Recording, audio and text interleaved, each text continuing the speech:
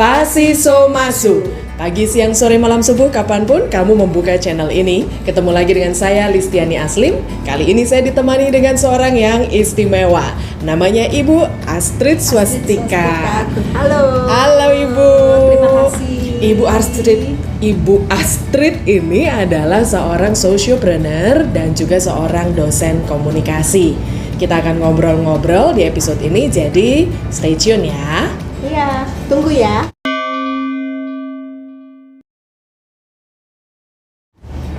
Nah, Ibu tadi diperkenalkan sebagai seorang sociopreneur. Nah, sociopreneur itu apa sih? Bisa Ibu jelaskan? Sociopreneur itu satu terminologi di mana orang nggak hanya berusaha, tapi doing something good, melakukan kegiatan yang sifatnya sosial. Jadi it's not only about business, tetapi ada besaran makna yang lebih luas dari itu. Sehingga semangat itu kita ambil karena Mahestri itu terdiri dari dua suku kata. Maha-estri. Maha-estri jadi perempuan kuat, perempuan yang berdaya, divine woman gitu ya. Jadi orang-orang yang punya kekuatan, dan perempuan itu saya percaya punya kekuatan yang luar biasa.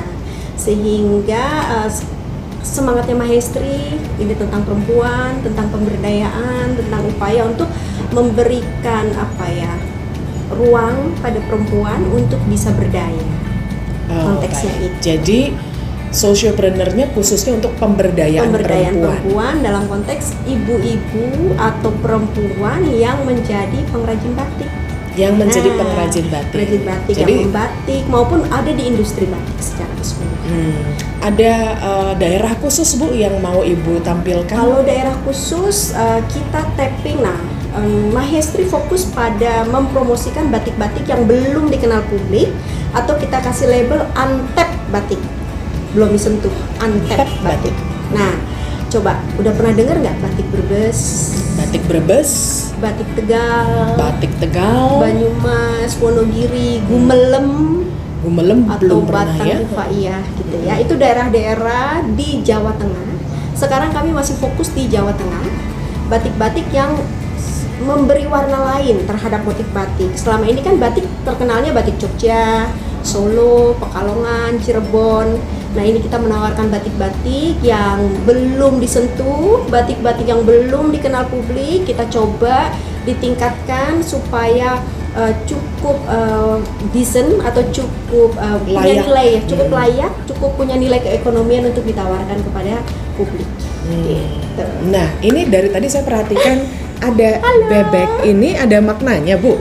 Halo, this is Monsieur Leon. Monsieur Leon itu Prancis. Monsieur Leon, so Prancis. Tapi memang mimpinya suatu kali kita bisa go internasional. Amin. Ya? Bisa ke Paris pusat mode. Amin doanya ya. Yeah. Jadi ini ceritanya bebek dibikinin nih sama temennya anak saya, dibikin ini bebek Brebes, bebek penghasil telur asin di Brebes. Tapi terus dikasih baju, dikasih topi biar dia kekinian. Kemudian bajunya motifnya batik dari motif signature batiknya Mahestri, dimana ini ceritanya bebek penghasil telur asin di Brebes. Lucu banget ya kan, banyak orang suka karena emang kayaknya jadi lucu. Nah, salah satu upaya untuk meningkatkan adalah kita mencoba menampilkan batik dalam konteks yang lebih kekinian. Nah, mudah-mudahan semangat si batik ini anggaplah jadi kayak maskot, jadi semangat untuk pembaharuan ke depannya. Iya. Bicara menjadi seorang sociopreneur, jadi ada sosialnya juga, ada entrepreneurship-nya juga. Pasti ada tantangan yang dirasa cukup berat dalam menjalankan ini. Bisa di-share, Bu?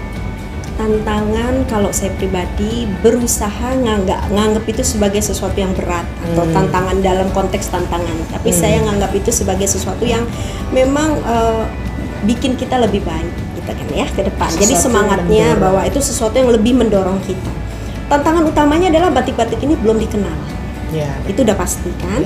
Setiap kita ngomong apa itu batik Brebes, oh Brebes punya batik ya, orang pasti nanya gitu. Kalau telur gitu. Bukannya telur ya. Iya, sekarang kita mulailah bisa bercerita. Nah, memang tantangan berikutnya adalah bagaimana meyakinkan orang bahwa batik ini cukup representatif, cukup bisa menjadi pilihan untuk dipilih, ya kan? Untuk dipilih dikenakan. Nah, itu tantangan yang pertama. Dia memang belum terkenal, makanya untapped batik, makanya namanya itu kan. Untapped batik. batik. Yang kedua adalah terkait dengan edukasi, yaitu tadi menggerakkan orang untuk mau mulai dari menghargai sampai akhirnya membeli. Karena ujung-ujungnya kan kita perlu bisnisnya sustain. Ya. Kenapa ini tetap harus ada bisnisnya harus sustain? Karena kalau ini nggak jalan, ujungnya kan nggak dapet yang tadi pemberdayaan perempuan. Para perajin batik ujungnya adalah harus ada yang beli produknya. Betul. Kalau nggak ada yang beli, dia udah mati, nggak bisa gerak. Nah, jadi gimana caranya kita membeli ya sebanyak-banyaknya. Dan pekerjaannya, tugas utama Mahestri adalah meyakinkan publik bahwa batiknya ini cukup decent, cukup layak untuk digunakan, untuk dipakai, untuk diapresiasi, sehingga kemudian membeli batiknya. Oke. Ya kan, itu tantangannya. Jadi sehubungan dengan tantangan tersebut, kalau ibu ditanya kira-kira 10 tahun ke depan sudah punya gambaran apa Bu, cita-citanya tentang membawa Mahestri ini kemana? Satu, Mahestri dari sisi merek mudah-mudahan sudah lebih dikenal orang. Sejar-jar lah kalau orang nyebut-nyebut yang nama-nama merek lain saya nggak mau nyebutin. Ya, amin. Tapi paling nggak orang tahu, oh Mahestri, dan kekhususannya didapat bahwa misinya dikenal sama orang. Misinya adalah untuk promoting Antep batik. Itu dulu deh. 10 tahun ke depan orang ngomong Mahestri tahu pembedaannya di mana dengan merek-merek yang lain. Dari situ apresiasi mudah-mudahan berjalan sehingga para pengrajin batik perempuan-perempuan yang ada di circle-nya ini bisa hidupnya lebih layak, bisa nyekolahin anaknya dengan baik, bisa mengentaskan, menghantarkan anak-anak generasi berikutnya dari berada dalam komunitas ini. Wow, itu sih luar biasa. Tujuannya, bayangan saya 10 tahun ke depan, dan mudah-mudahan juga udah bisa go internasional. Iya, Saya amin. punya mimpi Mahestri Jakarta Roma Paris New York. It's a big dream, tapi kan nggak apa-apa dong. Iya. Boleh Nanti saya dong. diajak dong ya Bu ya. Iya, Waktu kita ayo. pameran bawa si bebek juga. Ayo, kamu ikut ya bebeknya. Ayo, boleh banget. Nah ya, jadi itu sebagian yang akan kita lanjutkan lagi di episode berikutnya. Tapi supaya kita lebih mengenal tentang siapa Ibu Astrid, saya mau tahu dari tanda tangannya, boleh ya Bu ya? Kayaknya rahasia hidup saya akan terbongkar sama Bu Listi. Gak apa-apa deh, demi yang baik-baik. Sigan time, signature analysis time.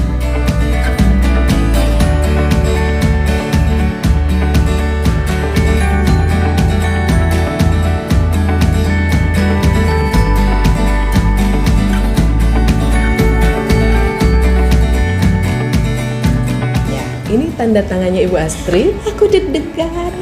Mau dikasih tahu sekarang apa di episode selanjutnya ya? Aduh, sekarang aja deh. Sekarang 1, episode selanjutnya 2. Boleh, Ya. boleh. Oke, salah satu kekuatan Ibu Astrid yang paling besar adalah kemampuan Ibu Astrid untuk bisa berempati. Emang kebaca di situ? Kebaca. Jadi ketika ibu melihat ibu-ibu yang sedang mengerjakan batik, ibu tuh bisa berempati, bisa langsung mengkaitkan diri dengan ibu-ibu itu. Nah itu salah satu yang mendorong ibu untuk mengambil keputusan, I have to do something for these women. Iya. Gitu. Nah kemampuan berempatinya ini adalah salah satu kekuatannya ibu. Bukan hanya sekedar berasa kasihan nih gitu, tetapi karena kemampuan ibu juga untuk berkomunikasi, itu membawa ibu kepada suatu networking yang bisa diwujudkan. Tangible assetnya. Jadi intangible asset, maka terciptalah Mahestri ini. Dan sebenarnya masih ada banyak lagi yang lain, jadi ditunggu di episode selanjutnya ya. Rahasia. Makasih.